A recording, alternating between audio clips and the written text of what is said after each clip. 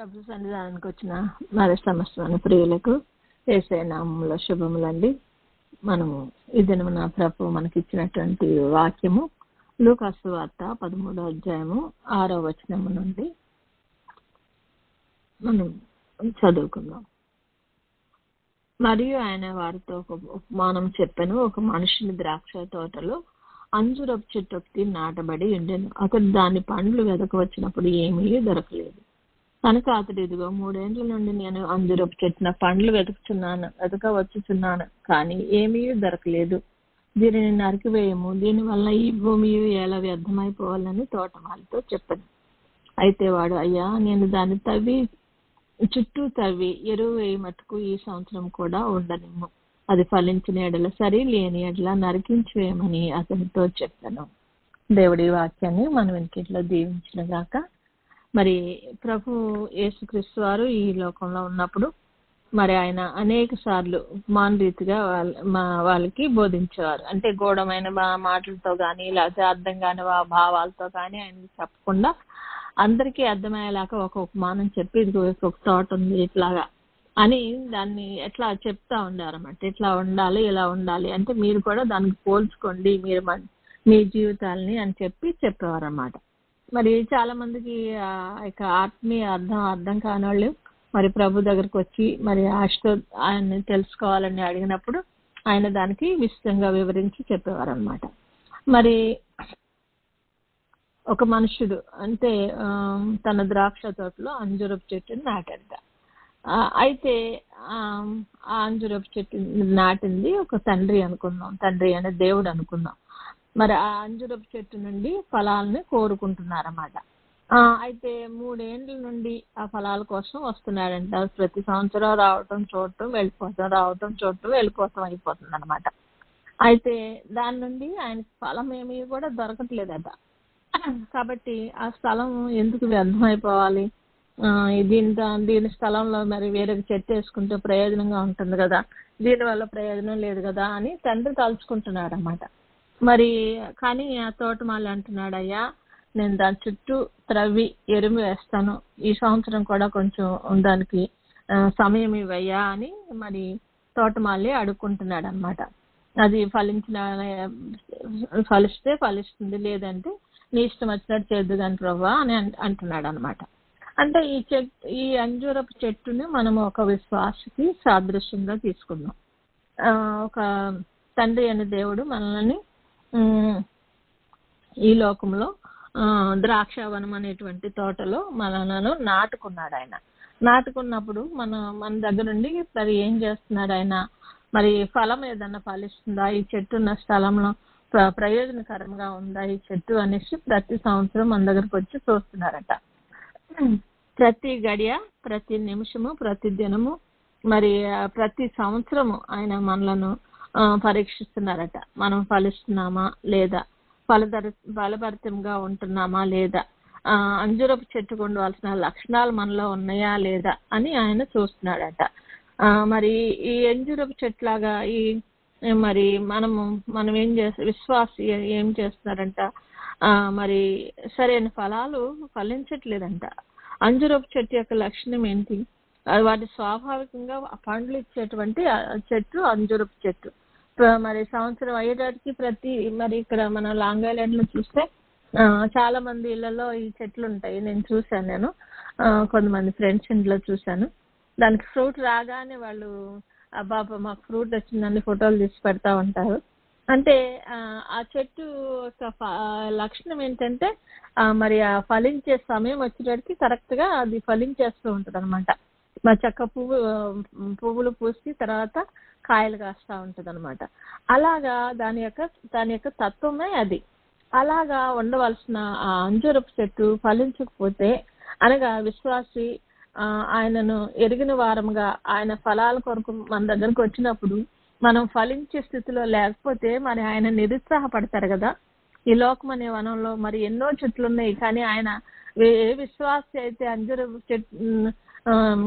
మరి అంజూరపు చెట్టు వల్లే కాయలు కాస్తారో ఫలిస్తారో అని వారి దగ్గరికి ప్రభు వస్తున్నారో, వారు ప్రభువుకి తగిన ఫలితాలు మరి ఫలించకుండా ఆయన మనసును సంతోష పెట్టే స్థితిలో మనము ఉంటున్నామా లేదా అనేది మనము పరీక్షించుకోవాలి. కాబట్టి ప్రియమైన వారలారా, పరమదేవుడు కూడా ఈ లోకమనే వనంలో మనలను ద్రాక్షకాయలు మరి కాస్తున్న ఈ యొక్క వనంలో మరి అక్కడికి వెళ్ళి ద్రాక్షకాయలు కాసినాయా, ఇంకే కాయలు కాసినాయా అని ఏవి చూడట్లేదంట. ఇక్కడ మనకి చెప్పిన విధంగా ఆయన ఏంటి, ప్రతి సంవత్సరం కూడా ఈ అంజూరపు చెట్టు దగ్గరికే వస్తున్నాడట. మరి అంజూరపు తను మరి ఆ అంజూరపు వనములో, అదే ద్రాక్షల వనములో నాటబడిన ఈ అంజూరపు చెట్టు కాయాలన్నది ఆయన యొక్క ప్రత్యేకమైనటువంటి మరి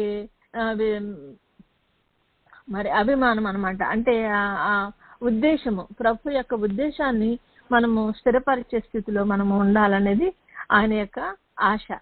కాబట్టి ఆయన ఆ అంజూరపు చెట్టుకు ప్రత్యేకమైనటువంటి శ్రద్ధ చూపిస్తున్నారన్నమాట. మరి దానివల్ల దాన్ని కాస్తుంది, ఈ సంవత్సరం అన్నా కాస్తుంది అని ఎంతో ఆశతో ఎదురు చూస్తూ ఉన్నారన్నమాట. మొదటి సంవత్సరం చూశారు, రెండో సంవత్సరం చూశారు, మూడో సంవత్సరం కూడా చూశారట. కానీ ఆయనకి కలిగిన ఆ ప్రత్యేకమైన ఆశను మరి స్వభావ సిద్ధంగా ఫలాలు ఫలించాల్సిన ఆ చెట్టు ఫలించలేకపోవటం ఆయన చూసి దానివల్ల ప్రయోజనం లేదు, ఇంకా ఇన్ని సంవత్సరాలు కూడా చూస్తున్నాను కానీ దీనివల్ల ఏం ప్రయోజనం లేదు, కాబట్టి దీన్ని ఎలాగైనా నరికి వేయించేసి ఆ స్థలంలో ఇంకా వేరే చెట్టు ఏదన్నా వేద్దాంలే అని అనుకుంటున్నారన్నమాట. అలాగే మన ఒక విశ్వాసి మరి తగిన కాలంలో మనం ఫలాలు ఫలించకపోయినట్లయితే మరి విశ్వాసి మరి మనం చేయవలసిన కార్యములు అంటే ఆయన చిత్తాన్ని నెరవేర్చవలసిన స్థితిలో ఒక విశ్వాసం లేనట్లయితే ఆయన కూడా మన ఎడల నిరుత్సాహపడేటువంటి పరిస్థితి మనకు వస్తుంది. కానీ ఆ తోటమాలు అంటున్నాడు, అయ్యా ఇంకొక సంవత్సరం దాని గురించి గడువయ్యా, నేను దాని చుట్టూ చదివి ఎరువేస్తానయ్యా, దాని తర్వాత ఫలించొచ్చయ్యా అని ఒక ఆశను చూపిస్తున్నారన్నమాట. అలాగే ఫలాలు ఫలింపలేని ఒక విశ్వాసి కొరకు వ్యాజ్యమాడు వారిగా మన పక్షమున తన కుమారుడైన యేసయ్య, అదే విధంగా పరిశుద్ధాత్మ దేవుడు మనకు కనబడుతున్నారు. మన నిమిత్తము కుమారుడైన దేవుడు తండ్రి కుడి పార్శ్వమున కూర్చుండి మన నిమిత్తం విజ్ఞాపన ప్రార్థనలు చేస్తున్నారట. అలాగే తండ్రి ఇంకొక అవకాశం ఇవ్వండి అయ్యా అనేసి ఇంకొక అవకాశం కోసం ఆయన అడుగుతున్నారట. నా దేవా, నా జనకుడా అని తండ్రిని బతిమలాడుకుంటున్నారట. అదే రీతిగా మన ఆదరణకర్త అయిన పరిశుద్ధాత్మ తండ్రి కూడా, ఈ లోకమునకు పంపబడిన పరిశుద్ధాత్మ దేవుడు కూడా మన నిమిత్తము ఉచ్చరింప సఖ్యము గాని మూలుగులతో రసవేదన పడుచు మన నిమిత్తము ఆయన తోటమాలి వలె వ్యాజ్యమాడుచున్నాడట. మన విశ్వాస స్థితిని బట్టి ఈ లోకములోనే తోటలో మనల్ని నిలబెట్టిన దేవుడు మనలో ఫలాలు లేని స్థితిని బట్టి బాధపడుతూ ఉంటే మరి దానిని ఎలా అనగా ఫలింపని చెట్టును తీసివేయాలని ఆయన చూస్తున్నప్పుడు మరి పరిశుద్ధాత్ముడు కుమారుడైన తండ్రి కూడా మన నిమిత్తము తండ్రిని మరి ఎంతగానో బతిమలాడుకుంటూ మరి వస్తున్నారనమాట. ఆయన మహిమ కొరకు ఫలించే వారి కొరకు చూస్తున్నారన్నమాట ప్రభు. మరి మనము ఆయన కొరకు ఫలాలు ఫలించే వారి కొరకు మరి ఆయన చూస్తున్నప్పుడు మరి ప్రియకుమారుడు అనే ప్రభువు అలాగే మరి పరిశుద్ధాత్మ తండ్రి కూడా మన కొరకు వ్యాజ్యమాడుతూ మరి మన జీవితం కోసం మరి ఈ లోకంలో ప్రభువుని అడుగుతూ ఉన్నారంట. నాయనా, నువ్వు ఈ లోకంలో ఈ బిడ్డను పెట్టావు కదా, మరి ఈ బిడ్డ విషయంలో నీకు మరి నాయనా నీకు సరైనటువంటి నాయన మరి సంతోషము సంతృప్తిని ఇవ్వకపోతున్నారు. కానీ ప్రభా, మేమిద్దరము కూడా ప్రభా నాయన బిడ్డల విషయమే మరి పాటు పడతామయ్యా, ఏదో రకంగా వాళ్ళు ఫలించేలాగా చేస్తామయ్యా అనేసి వాళ్ళు మరి మన కొరకు మరి ఒక్కో సంవత్సరం గడుస్తున్న కొద్దీ మన సంవత్సరాలు గడుస్తున్న కొద్దీ పుట్టినప్పటి నుండి దేవుడిని తెలిసినా కూడా ప్రభువులో ఎదగలేక ఎన్నోసార్లు మనం ఎన్నో విషయాల్లో మరి దేవుడిని అసంతృప్తి పరుస్తూ వస్తున్నాం అన్నమాట. అలాగా మరి ప్రతి సంవత్సరం కూడా ప్రభు ఆకలి తీర్చుకోవటానికి మన దగ్గరికి వచ్చినప్పుడు ఎన్నిసార్లు కూడా ఒకసారి కూడా మనం ఆయన్ను ఆశను తృప్తి పరిచే స్థితిలో మనం ఉండట్లేదు. అదే అబ్రహాం గారిని చూద్దామండి. అబ్రహాం గారి దగ్గరికి పరలోక తండ్రి మరి ఎండవేళ వచ్చారట. ఎండవేళ వచ్చినప్పుడు అబ్రహాం గారు అప్పటికప్పుడు వాళ్ళకి కాళ్ళకి నీళ్ళు ఇచ్చి చెట్టు కింద కూర్చోబెట్టి గబగబా మరి వంటను సిద్ధం చేయించి వారి ఆకలి తీర్చారని మనం వాక్యంలో చదువుకుంటాం కదా. మరి అంత గొప్ప వారిగా మరి మరి అబ్రహాం గారు కనపడుతున్నారు. మరి ఆయన బిడ్డలమైన మనము విశ్వాసులము అని చెప్పుకుంటున్నాం. మరి ఆయన తండ్రి యొక్క ఆకలి తీర్చే స్థితిలో మనం ఉన్నామా? మన విశ్వాస స్థితి ఆ విధంగా ఉందా అని మనల్ని మనం పరిశీలించుకుందాం. లేకపోతే మనము నరికివేయేటువంటి స్థితికి వెళ్ళిపోతామేమో. మన నిమిత్తము ప్రార్థించే పరిశుద్ధాత్ముడు కుమారుడు అని తండ్రి ఎన్ని మార్లైనా సరే తండ్రిని అడుగుతున్నారు. కానీ ప్రభు రాక చాలా సమీపంగా ఉంది కనుక ఆయన వచ్చే సమయానికన్నా మనం ఫలించాలని వాళ్ళు ప్రయత్నిస్తా ఉన్నారు.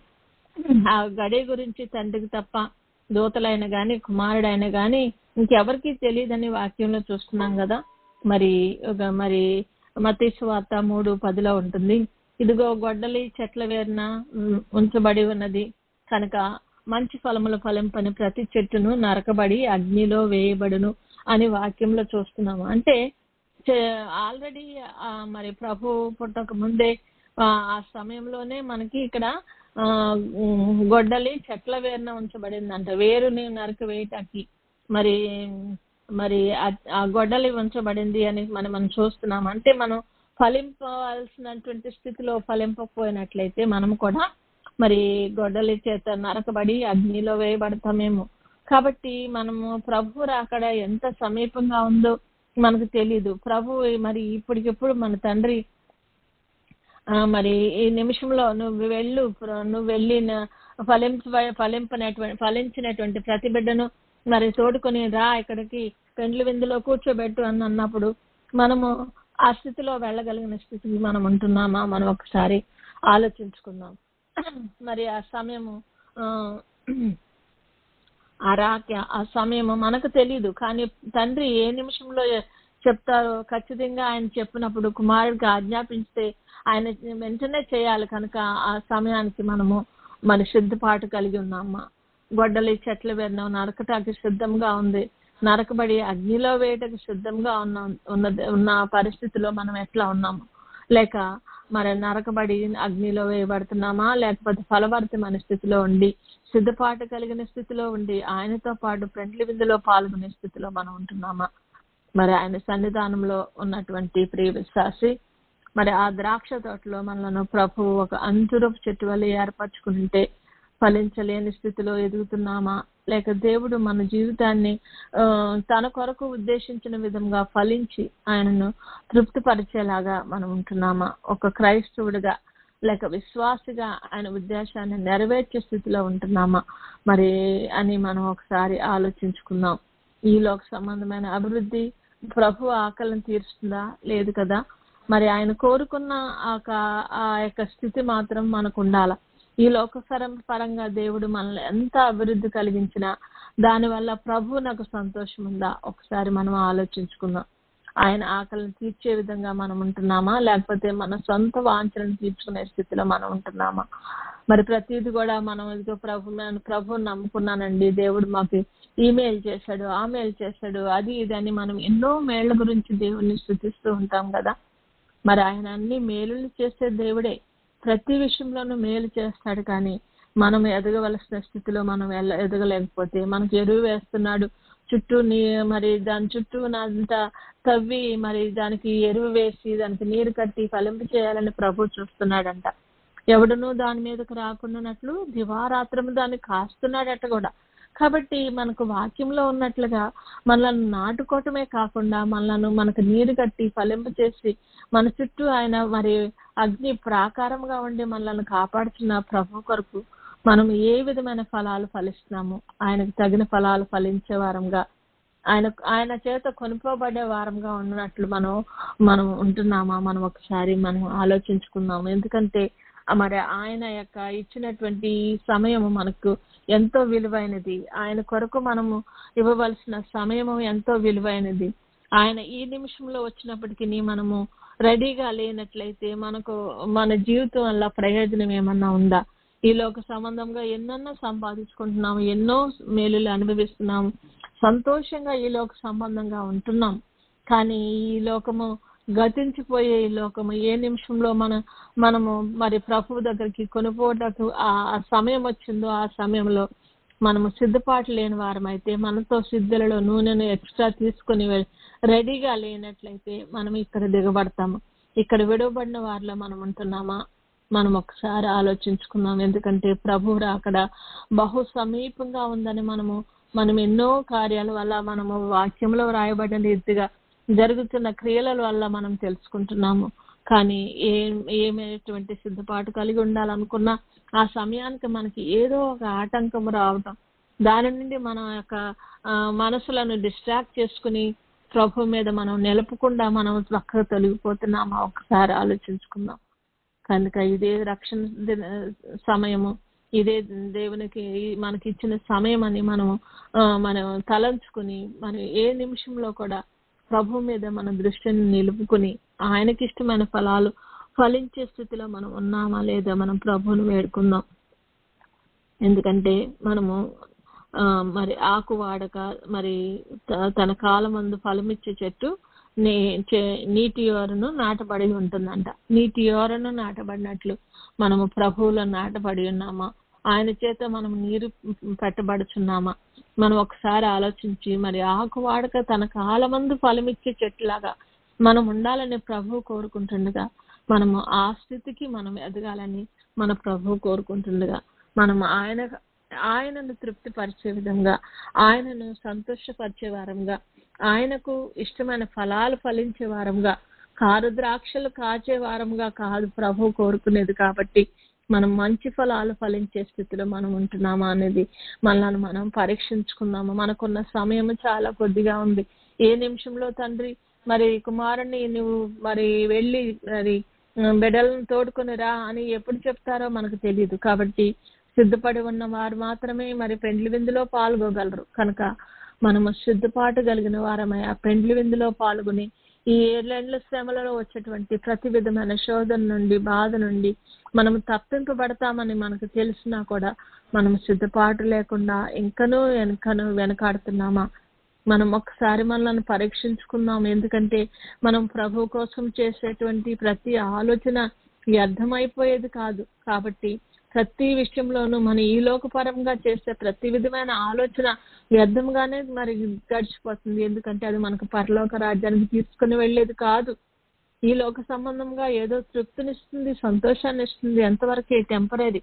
కానీ పర్మనెంట్ గా మనకు వచ్చే ఆ సంతోషాన్ని ఇది అపహరిస్తుందని మనం ఒకసారి గ్రహించుకుని మనము సిద్ధపాటు కలిగి ప్రభు కొరకు ఎదురు చూసే వరకులో మనం ఉండగలుగుటకు ప్రభు సన్నిధానంలో మనం ఆయన వేడుకునే మరి ఆయనకి ఇష్టమైన రీతిలో ఫలాలు ఫలిస్తూ మరి ఏ నిమిషంలో ప్రభు వచ్చినప్పటికీ నీదిగో ప్రభా నేను సిద్ధంగా ఉన్నానని చెప్పగలిగిన స్థితికి మనము మరి తయారు కావాలని ప్రభు కోరుకుంటున్నాడు. ఎన్నో విషయాల్లో మనం అనుకుంటాము, ఇదిగో నేను రెడీగానే ఉన్నాను, నేను అన్ని చేస్తున్నాను, అన్ని విషయాల్లో దేవుని విషయాల్లో మనం యథార్థంగానే ఉంటున్నానే నేను, మరి ఏంటి ఈ లోక సంబంధంగా దేవుడిచ్చినది ఎంజాయ్ చేయకూడదా అని అనుకోవచ్చు. మనకి ఎంజాయ్ అనేది మనం మొదట పైన వాటిని వెతికినప్పుడు మనకు సమస్తము అనుగ్రహింపబడుతుందని ప్రభు చెప్తున్నారు. కాబట్టి పైన వాటి మీదే మన దృష్టి నిలపాలని ప్రభు మనల్ని కోరుకుంటున్నారు. కాబట్టి మనము ప్రతి విషయంలోనూ ఏ నిమిషంలో ప్రభు వస్తాడా, ఏ నిమిషంలో నేను ఎత్తబడతానా, ఏ నిమిషంలో ఏ విధమైనటువంటి నాలో లోపాలు నన్ను ప్రభు దగ్గరికి వెళ్ళనీయకుండా అడ్డంకంగా ఉన్నాయా, దేని నుండి నన్ను నేను వేరుపరచుకోవాలి, దేని నుండి నన్ను శుద్ధిపరచుకోవాలి అని మనల్ని మనం పరీక్షించుకుంటూ మనం ముందుకు సాగినట్లయితే ప్రభు ప్రతి విషయంలోనూ తన పరిశుద్ధాత్మ సహాయం చేత మనకు సహాయం చేస్తారు. కాబట్టి ఆయన సహాయం కొరకు వేడుకుంటూ మరి ఆయనతో సహవాసం చేస్తూ మనం ముందుకు వెళ్దాం. మరి సన్నిధి అనే కార్యక్రమాన్ని దేవుడు మన జీవితాల్లో ఇచ్చాడు. ఈ ఒక్క రోజు కోసమే కాదు, అది ప్రతి దినము కూడా ప్రభు సన్నిధిలో మన సమయాన్ని ప్రభుతో గడపటకు మనం ఎప్పుడైతే ఎంచుకుంటామో, ప్రభు సన్నిధిలో మనము ఉన్నప్పుడు మరి మనలో ఉన్నటువంటి సమస్తమైనటువంటి పాపాలు కనపడతాయి అని ప్రభు చెప్తున్నారు. కాబట్టి మరి ఆ విధంగా ఆయన సన్నిధిలో మనం ఉండి మనల్ని మనము పవిత్రపరచుకునేలాగన దేవుడు మనకు సహాయం చేయాలంటే మనము చేయవలసిన కార్యక్రమం ప్రతిదినము ఆయన సన్నిధిలో మనం కనపడాల్సిందే. కనపడి ఆయనతో నువ్వు నేను ఆయన అన్నట్లుగా మరి ఏకాంతంగా ప్రభువుతో మనం సమయం గడిపినట్లయితే మనం ఇచ్చిన ప్రతి సమయం కూడా మనకు నూరంతల పంటను ఫలితంగా దయచేస్తుంది. కాబట్టి మనం ప్రతి దినము ప్రభు సన్నిధిలో ప్రార్థిస్తూ మరి ఆయన కొరకు మనం వేడుకుంటూ మరి ఆయనకు ఇష్టమైన స్థితికి మనము ఎదగగలగాలని మన ప్రభువును కోరుకుందాము. ఎందుకంటే ఆ స్థితిలో ఉన్నప్పుడే మనము ప్రభువుకు అంగీకారంగా ఉంటాము. ఆయనకి అంగీకారంగా లేని జీవితం ఈ లోకంలో మనం ఎంత గడిపినా కూడా అది నిష్ప్రయోజనం అవుతుంది. ఒక ధనవంతుడు మరి అన్ని సంపాదించుకున్నాడంట, అన్ని చేశాడట, నా ప్రాణమా తిను త్రాగు సుఖించు అంటున్నాడట. కానీ దానివల్ల అతనికి ప్రయోజనం కనపడలా. దేవుడు ఆ దినమనే అతను తీసుకుని వెళ్తే అతను సంపాదించింది ఆయన వెంట వెళ్ళలేదు సరిగదా. ఆయన ఈ లోకంలో ఉండగా చేయవలసిన పనిని కూడా ఆయన చేయలేదు కనుక మరి సరైన స్థితిలో మరి పరలోకంలోకి వెళ్ళలేకపోయి ఉన్నారు. మరి అదే విధంగా లాజరు మరి ధనవంతుని కూడా చూసుకుంటే కూడా అంతే. ఈ లోకంలో ఉన్నప్పుడు ఆ ధనవంతుడు ఎంతగానో ఎంజాయ్ చేశాడట. కనీసం ఇంటి ఎదురుగున్న లాజర్ను కూడా ఆయన గ్రహించలేని స్థితిలో ఉన్నాడట. కానీ అంతగా మరి ఎంజాయ్ చేశాడు. ఎందుకంటే నాకు ఇచ్చాడు దేవుడు, నేను ఎంజాయ్ చేస్తున్నాను అంటున్నాడు. అతనిలో తప్పేమి కనపట్టలేదు అతనికి కదా. దేవుడిచ్చిన ప్రతిదీ మనం ఎంజాయ్ చేయాలి కాదంటలేదు. కానీ అదే సమయంలో మనము ఆయన నామములో ఆయనకి ఇష్టమైన పనులు మనం చేసుకుని ఈ లోకంలో ఫలించే స్థితిలో మనం ఉండాలా.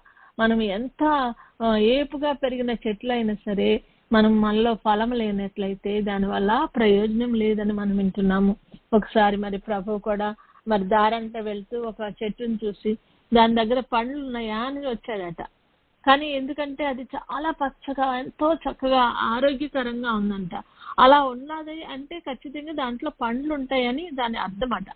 కాబట్టి మనం ఎంత మరి బలంగా మరి చక్కగా ఆరోగ్యంగా ఎదుగుతున్నా మనలో ఆత్మఫలాలు కనుక ఫలింపలేకపోయినట్లయితే మనము మరి వేళ్లతో సహా పెళ్ళగింపబడి నరకంలో వేయబడి అగ్నిలో కాల్చివేయబడతామేమో. కాబట్టి మనకు సమయం ఇచ్చిన తండ్రికి మనకిచ్చిన సమయాన్ని బట్టి నాయనా నేనేం చేయాలి, మనకి చాలా సార్లు మనుషులుగా ఏం చేస్తే మరి ప్రభువులో మరి ఫలిస్తాము అన్నది మనకు అర్థం కాకపోవచ్చు. కానీ ఆయన సన్నిధిలో మనం ప్రతిదినము మోకరించి ఆయనతో సహవాసం చేసినట్లయితే, ఆయనతో మనం సమయం గడిపినట్లయితే మనం ఏమి చేయాలో ప్రభువే మనకు బోధిస్తూ ఉంటారు. ఏ మార్గాల నడవాలో ప్రభువే మనకు బోధిస్తూ ఉంటారు. ఏ విధంగా చేస్తే మనకు ఫలాలు ఫలిస్తామో ప్రభువే బోధిస్తూ ఉంటారు. మనకు నీరు కట్టిస్తున్నారు, మరి ఎరువు వేస్తానంటున్నారు, ఫలాలు ఫలింపాలని చూస్తున్నారు. మరి ఎవడును దాని మీదకి రాకుండా మరి దివారాత్రులు కాచి కాపాడుతున్నానని సెలవిస్తున్నాడు దేవుడు. అంటే అంతగా మన మీద శ్రద్ధ నిలిపిన తండ్రికి మనం ఏమి ఇస్తున్నాము, ఏమి తృప్తి పరుస్తున్నాము. మరి తల్లిదండ్రులుగా మనం కూడా బిడ్డల విషయంలో ఎంతో కోరుకుంటాం కదా. మా బిడ్డలు ఎలా అయితే బాగుండు, అలా అయితే బాగుండు, ఈ విధంగా అన్ని మనం వాళ్ళ కోసం చేసినప్పుడు బిడ్డలు మనలను కనీసం లెక్క చేయకుండా వాళ్ళ ఇష్టానుసారంగా బతుకుతున్నప్పుడు ఏంటి ఈ బిడ్డలు నేను పెంచింది, ఏంటి ఎంత చేశాను, ఇదేంటి వీళ్ళకి కనీసం కృతజ్ఞత లేకుండా ఉన్నారు అని మనం చాలా మనసు విరిగిపోతూ ఉంటుంది కదా. తల్లిదండ్రులుగా ఎంతో బాధపడుతూ ఉంటారు బిడ్డల విషయమే. కానీ మనం ఏం చేస్తున్నాము? మనం విశ్వాసులంగా ప్రభుకి ఇష్టమైన ఫలాలు ఫలిస్తున్నామా? ఆయన సంతృప్తి పరిచే విధానంగా మన జీవితాలు ఉంటున్నాయా? ఆయనకి ఇష్టమైన రీతిలో మనం ఉంటున్నామా? మనం ఒకసారి మనల్ని మనం పరీక్షించుకుని మనము ఆయనకి ఇష్టమైన రీతిలో ఆయనకు తగిన ఫలాలు ఫలించే వారంగా ఆయన చేత కొనుక్కోబడే వారంగా ఉన్నట్లు ప్రభు మనకు, మన బిడ్డలకు, మన కుటుంబాలకు అనుగ్రహించును గాక. ఆమేన్.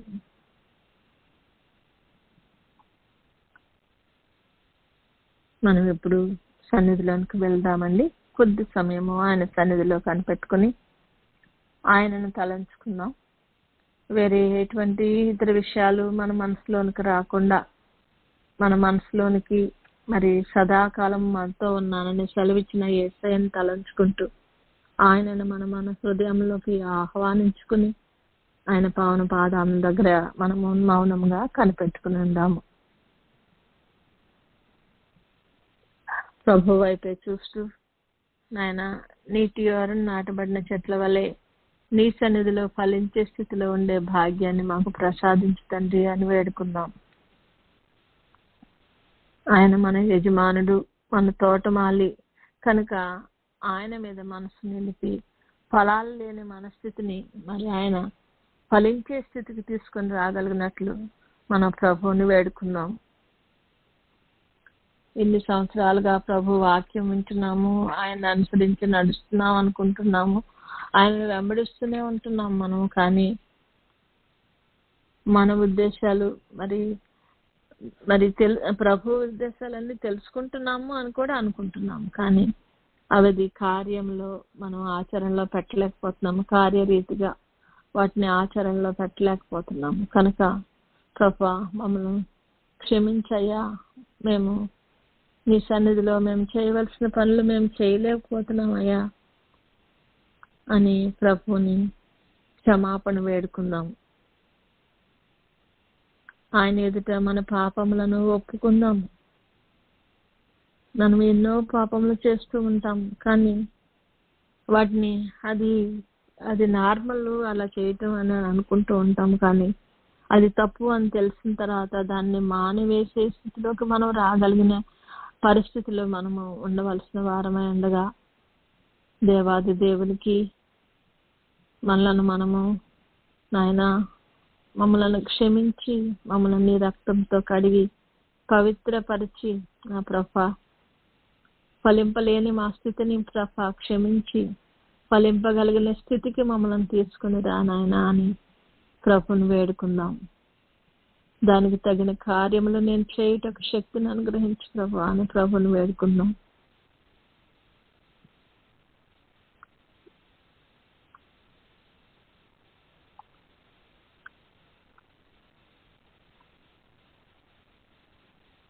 పాపలోకంలో పుట్టిన మనము పాప వాంఛలతో, పాప ఆశలతో, మరి పాప సంబంధమైనటువంటి ఆలోచనలతో బతుకుతున్న మనము ప్రతి విషయంలోనూ మరి ప్రభు చేత కడగబడి పరిశుద్ధులమై ఆయనకి ఇష్టమైన రీతిలోకి మార్పు పొందగలుగుటకు తగిన ప్రతి పనిని ఆయనకు మనలను సమర్పించుకుని మరి ఆయన మనలను శుద్ధి చేయనట్లు, ఆయన మనలను క్షమించినట్లు ఆయన పావన పాదాలు పట్టుకుని వేడుకుందాం.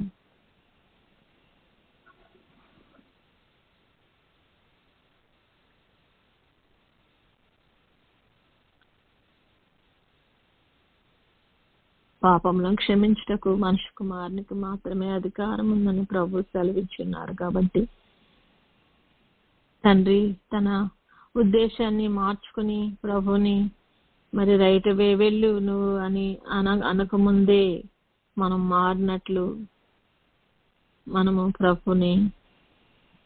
ప్రభు సన్నిధిలో నాయనా నా స్థితిని, నా గతిని మార్చు ప్రభా, నా స్థితి ఇప్పటి వరకు ఉన్న దాని స్థితి నుండి నానా నీకు ఇష్టమైన స్థితిలోకి నేను మారినట్లు, నీవు వచ్చినప్పుడు నేను నీ రాకడలో ఎత్తబడి నీ దగ్గరికి రాగలిగిన స్థితిలోకి నేను రాగలుగుతాను ప్రభా, నన్ను కడిగి పవిత్రపరచు ప్రభా అని ప్రభుని వేడుకుందాం.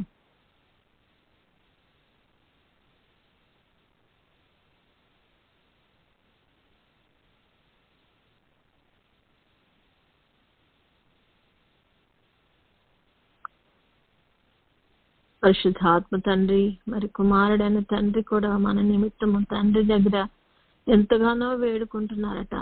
మరి అటువంటి ఆ వారి యొక్క ఆశను తృప్తిపరచగలుగుటకు మనము తండ్రికి ఇష్టమైన ఫలాలు ఫలించే స్థితిలో మనం ఉండాలంటే మనలో ఉన్న సమస్తమైన కీడును ప్రభు రక్తం చేత కడగబడి పరిశుద్ధులం అవ్వాల్సిందే కదా. కనుక మనము పరిశుద్ధులంగా నిలబడాలంటే, ఆయన ఎదుట నిర్దోషులంగా నిలబడాలంటే మన పాపములను ఒప్పుకొనవలసిన వారమై ఉన్నాం. నిర్దోషులమును నిష్కలంకములను అవునట్లు ప్రభు మనల్ని కోరుకుంటున్నారు కనుక ఆ స్థితికి మనం ఎదుగుటకు దేవుడు మనకు సహాయం చేయాలంటే మొదట మన పాపములను ఒప్పుకొని మనం ఆయన రక్తం చేత కడగబడిన వారమై శుద్ధి నొందాల్సిన వారమై ఉన్నాము. కనుక మనలను క్షమించమని ప్రభు పాదాల దగ్గర అడిగి వేడుకుందాం.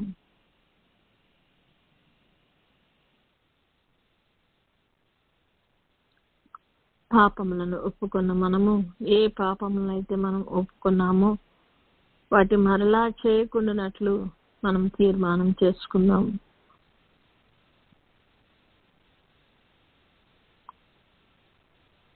నాయనా, నేను ఫలించే స్థితిలో లేనా,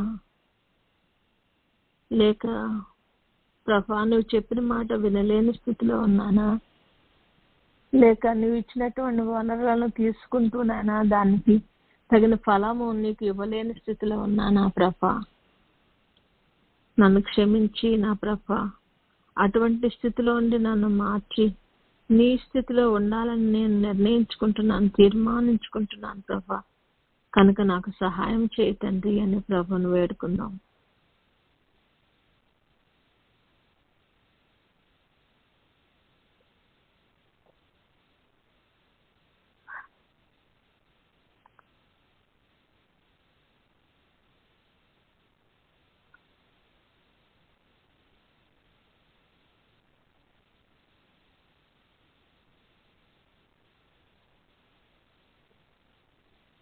కారు ద్రాక్షలు కాచే స్థితిలో ఉన్న మమ్మలను నా తండ్రి నాయన మంచి ఫలాలు ఫలించే స్థితిలో ఉండాలని నేను కోరుకుంటుండగా నా ప్రభా నాకు సహాయం చేయి తండ్రి అని ప్రభువుని వేడుకుందాం.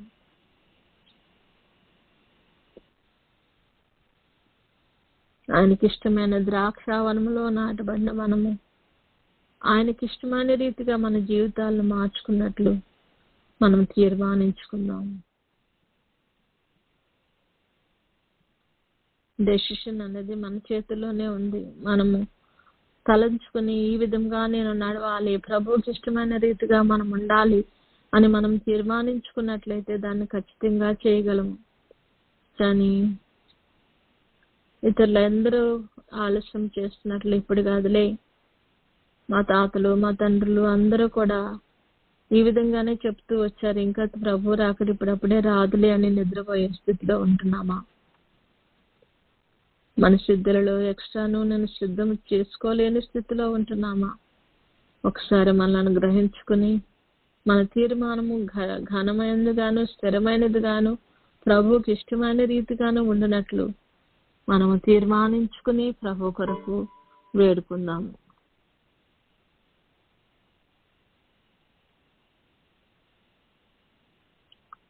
తీర్మానించుకున్న మనము ప్రభా నీకే నన్ను నేను సమర్పించుకుంటున్నానయ్యా, నన్ను నీకు అప్పగించుకుంటున్నానయ్యా, సహాయం చేయి నాయనా, నన్ను శుద్ధి చేయి, శుభ్రపరచు నాయనా, నన్ను నీకు ఇష్టమైన రీతిలోకి మలచుకో నా ప్రభా అని ప్రభుకి హస్తాలకు మనలను మనం అప్పగించుకున్నాము. ఎందుకంటే మనం చేసుకున్న తీర్మానంలో మనం నిలబడాలంటే ప్రభు సహాయము మనకు అవసరము.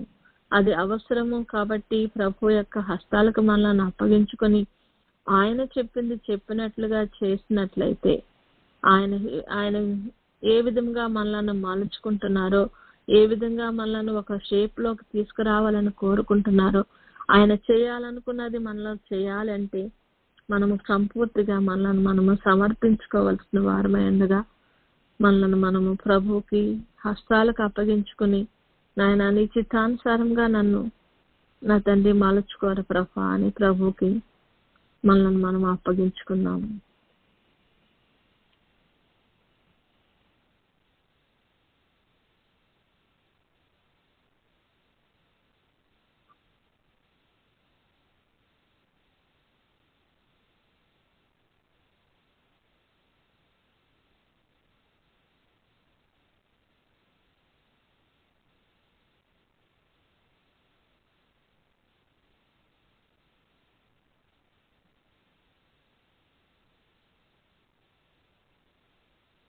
ప్రభువుకు సమర్పించుకున్న మనము అడుగుడి మీకు ఇవ్వబడును అని వాగ్దానం చేసిన తండ్రిని అడుగుదాము. మన అక్కర్లన్నీ కూడా అడగండి, మీ అక్కర్లు మీకు ఏమి కావాలో అడగండి అని ప్రభు సెలవిచ్చిన రీతిగా మనకు కావలసినవన్నీ మనం అడిగి వాగ్దానం చేసిన వాడు నమ్మదగిన వాడు అనేటువంటి వాక్యాన్ని నమ్మి మన అక్కర్లను ప్రభువుకి తెలియజెప్పుకుందాము.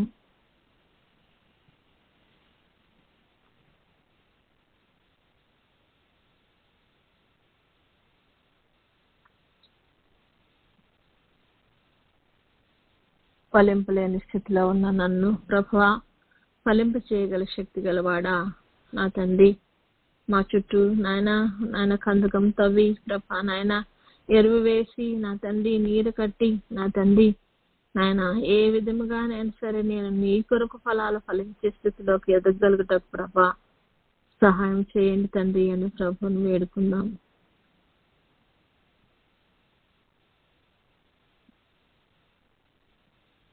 నానా గొడ్డలి చెట్ల వేరున మరి ఉంచబడి ఉన్నది అని వింటున్నాం ప్రభా.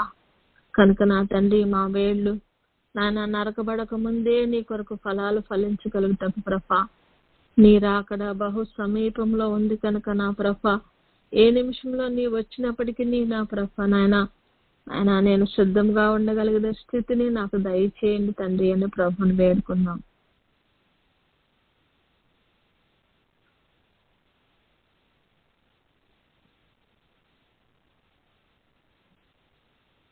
నాయన అడుగుడి మీకు ఇవ్వబడనన్నావు కనుక నా ప్రభా అడుగుచున్నాం నాయన. మేము నా తండ్రి నరకబడి అగ్నిలో పడవేయబడకుండా నా ప్రభా నీ పెండ్లి విందులో పాల్గొని నా ప్రభా ఆ నరకాగ్ని నుండి తప్పించుకోగలుగుటకు నాయన నీ కృపను అనుగ్రహించండి. ఏర్పాటు జనాంగంలో మేము నిలవబట్టకు మాకు శక్తిని దయచేయండి అని ప్రభుని వేడుకున్నాం.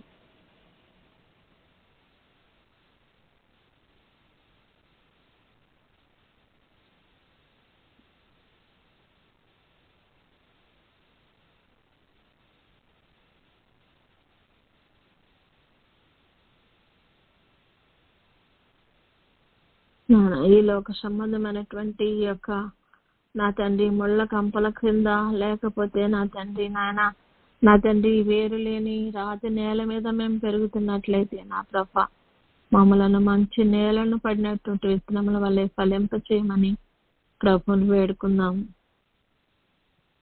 పక్షులు ఎత్తుకుపోయే స్థితిలో మేము వండకూడదు నా తండ్రి నాయన. మమ్మలను మంచి నేల అనేటువంటి నీలో నాటబడిన వారమై నీ చేత నీరు కట్టబడిన వారమై నాయన ఫలించి అభివృద్ధి పొంది మా కాలములలో ఫలములు ఇవ్వగలిగిన స్థితిని మాకు దయచేయండి తండ్రి అని ప్రభుని వేడుకున్నాం.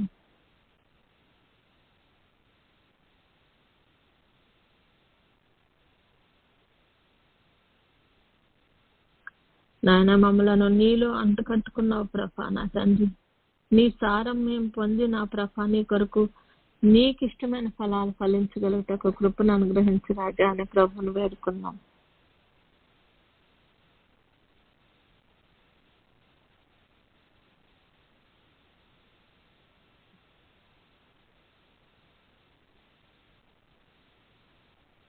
మా జీవితంలో ఎన్నో అవకాశాలు ఇస్తున్నావయ్యా ప్రభా. కానీ మేము దాన్ని నెగ్లెక్ట్ చేసుకుంటూ ప్రభా నాయన అవకాశాలను సద్వినియోగం చేసుకోలేకపోతున్నామయ్యా. మమ్మల్ని క్షమించి నా ప్రభా మరి మాకు అవకాశం దయచేసి దాన్ని మేము సద్వినియోగం చేసుకోగలిగిన జ్ఞానాన్ని ప్రభా మాకు దయచేయండి తండ్రి అని ప్రభుని వేడుకుందాం. సమయమును పోనీయక అజ్ఞానుల వల్లే కాక జ్ఞానుల వల్లే ఉండమని సెలవిచ్చిన తండ్రి నాయన నీవు మాకు ఇచ్చిన సమయాన్ని సరైన రీతిలో వాడుకోగలుగుటకు నా తండ్రి నాయన సరైన జ్ఞానంలో మమ్మల్ని నడిపించమని ప్రభు పావన పాదాలు పట్టుకుని బతిమలాడుకుందాం.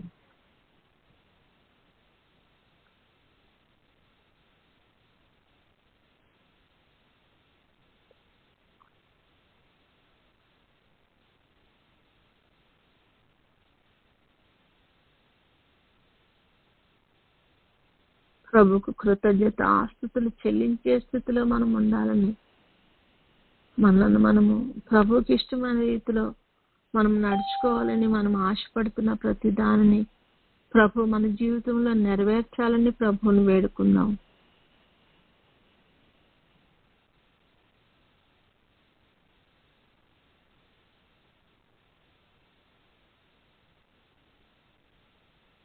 ఈ లోకంలో ప్రభు మనలను పెట్టిన ఒక ఉద్దేశము ఆయనను మరి స్తుతించుటకు ఆయన మహింపరచుటకు ఆయన యొక్క ఉద్దేశాలను మనం సఫలం చేయుటకు మనల్ని ఈ లోకంలో పెట్టి ఉండగా ప్రభు యొక్క ఉద్దేశాన్ని సఫలపరిచే స్థితిలో ప్రభు మనకు అన్ని అనుగ్రహించుచుండగా మరి వాటన్నిటినీ తీసుకుంటూ ప్రభువుని మహింపరచలేని స్థితిలో ఉంటున్నాం మేము.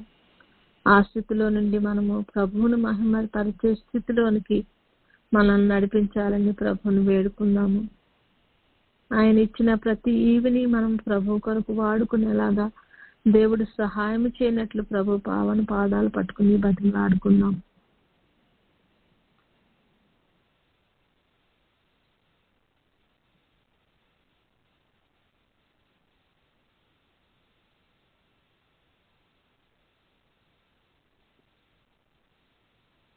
ద్రాక్షలు కాచే వారంగా ఉండకుండా నాయన నీకు రుచిగల భోజ్యములను సిద్ధపరచగలిగినటువంటి స్థితిని నాలో ఉండునట్లు ప్రభా సహాయం దయచేయండి తండ్రి. నీ ఆకలిని తీర్చగలిగిన స్థితిని నాకు దయచేయి ప్రభా అని ప్రభువుని వేడుకున్నాం. ప్రభువుని తృప్తిపరిచే విధంగా మన జీవితాలు ఉండనట్లు మనల్ని క్రమపరచమని ప్రభువుని వేడుకున్నాం.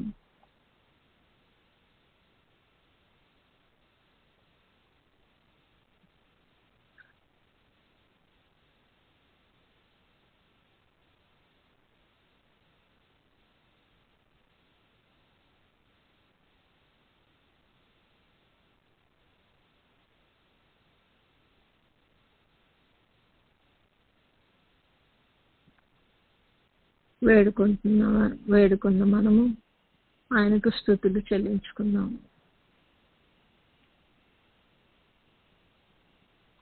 పరిశుద్ధుడా పరమ తండ్రి, మా జీవితంలో మరి ఒక జనాన్ని ఈ విధముగా నీ సన్నిధిలో గడపటకు ఇచ్చిన గొప్ప ధన్యతకు నీకు వందనాలయ్యా. తండ్రి, మమ్మలను మా జీవితంలో ఎన్నెన్నో అవకాశాలు ఇస్తూ నా ప్రభ ఇదైనా నీ బిడ్డ వాడుకుంటాడేమో, ఇదైనా నా బిడ్డ వాడుకుంటాడేమో, నాకు తగిన రీతిగా నడుచుకుంటాడేమో అని నువ్వు చూస్తున్నటువంటి నానా ప్రభ ఇస్తున్న అవకాశాల నిమిత్తం మరి ఒకసారి నీ పావన పాదాలకు స్తుతులు స్తోత్రాలు చెల్లిస్తున్నామయ్యా అని దేవునికి స్తుతులు చెల్లించుకుందాం.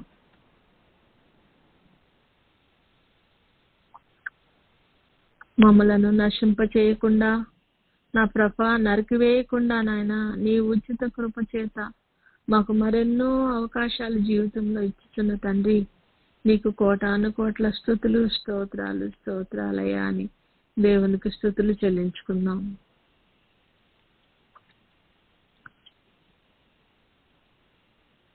నేనిక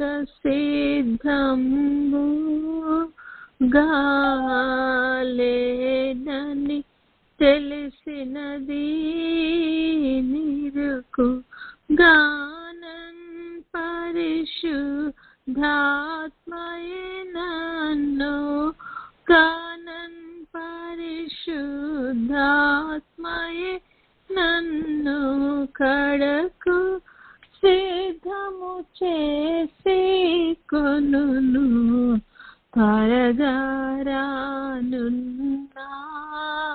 యేసు త్వరగానే రమ్ము తండ్రి. నాయనా నిజమే తండ్రి, మేమైతే సిద్ధముగా లేము తండ్రి, కానీ ప్రభా నాయన నీ పరిశుద్ధాత్మను మాకు సహాయముగా దయచేసిన ప్రభా మమ్మలను నీ రాకడకు ఆయత్తపరచుచున్న దేవాది దేవా నీకు కోటాను కోట్ల స్తుతులు స్తోత్రములు అని ప్రభుకు కృతజ్ఞతలు చెల్లించుకుందాము. మన పక్షముగా తండ్రి దగ్గర తండ్రి కుడి పార్శ్వమున కూర్చుండి మన కొరకు విజ్ఞాపనలు చేస్తున్న దేవాది దేవుడైన కుమారునికి వందనాలు చెల్లించుకుందాము. అట్టి కుమారులను అదేవిధంగా పరిశుద్ధాత్మను మనకు సహాయంగా ఇచ్చిన తండ్రికి కృతజ్ఞతాస్తుతులు చెల్లించుకుందాము.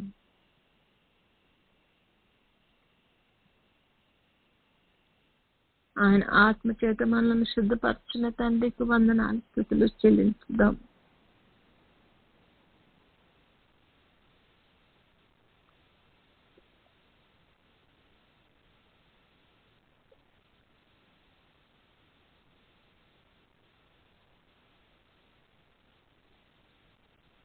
మనకి ఇచ్చినటువంటి యేసయ్య మినిస్ట్రీస్ కొరకు దేవునికి వందనాలు చెల్లించుకుందాం. మినిస్ట్రీస్ లో మన కొరకు దేవుడు చేస్తున్న ప్రతి కార్యక్రమ నిమిత్తం దేవునికి వందనాలు చెల్లించుకుందాం. ఇక్కడ మన నిమిత్తము, మన కుటుంబముల నిమిత్తము జరుగుతున్న సేవ నిమిత్తము దేవునికి కృతజ్ఞతాస్తుతులు చెల్లించుకున్నాము. మనకిచ్చిన సహవాసము నిమిత్తము దేవునికి కృతజ్ఞతాస్తుతులు చెల్లించుకున్నాం. మనకు ఆరోగ్యం ఇచ్చి ఆయువునిచ్చి ఆయన సన్నిధిలో కూర్చొని పెట్టుకున్న దేవాది దేవునికి కృతజ్ఞతాస్తుతులు చెల్లించుకున్నాము.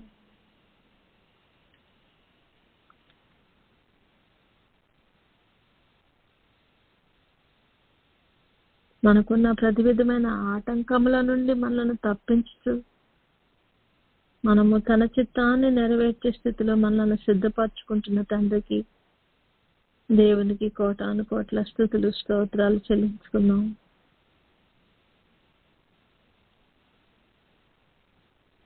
మనకిచ్చిన కుటుంబాల నిమిత్తము దేవునికి కృతజ్ఞతాస్తుతులు చెల్లించుకున్నాం.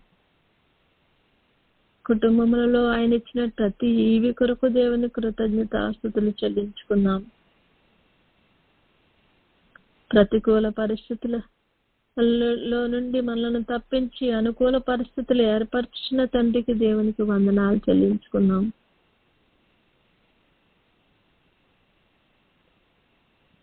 తండ్రికి ఇష్టమైన రీతిలో మనం పెరుగుటకు మనము పరిశుద్ధాత్మ తండ్రికి అప్పగించుకునే విధంగా దేవుడు సహాయం చేస్తున్నందుకు దేవునికి కృతజ్ఞతలు చెల్లించుకుందాము.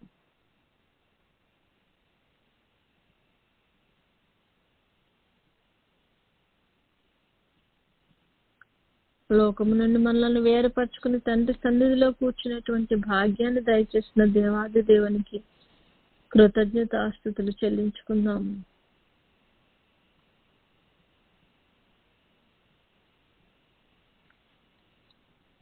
మనం పుట్టినప్పటి నుండి ఇప్పటి వరకు మన జీవితంలోకి ఎంత పెద్ద తుఫాన్లు వచ్చినా, ఎంత పెద్ద అలజడులు రేగినా దేవుడు ప్రతి దాని నుండి మనల్ని తప్పించుచు మన స్థితిని మెరుగుపరుస్తూ మరి బలంగా ప్రభువులో ఎదగలుగుటకు ప్రభువు చేస్తున్న ప్రతి విధమైన సహాయం నిమిత్తం దేవునికి కృతజ్ఞతలు చెల్లించుకున్నాం.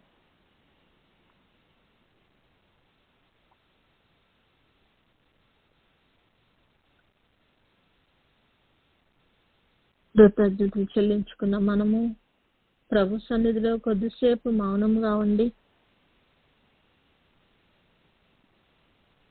ఆయన మనకు ఏమి సెలవు ఇవ్వనై ఉన్నారో, మనతో ఏమి మాట్లాడనై ఉన్నారో, మనం అడిగిన దానికి ఏమి జవాబు చెప్పనై ఉన్నారో మనం కొద్దిసేపు మౌనంగా ఉండి మన దృష్టిని ప్రభు మీద కేంద్రీకరించుకుని ప్రభు మనతో మాట్లాడినప్పుడు వినుటకు చెవులు కలవారమై, చూచుటకు కన్నులు గలవారమై ఆయన సన్నిధిలో కనిపెట్టుకుని ఉందాము.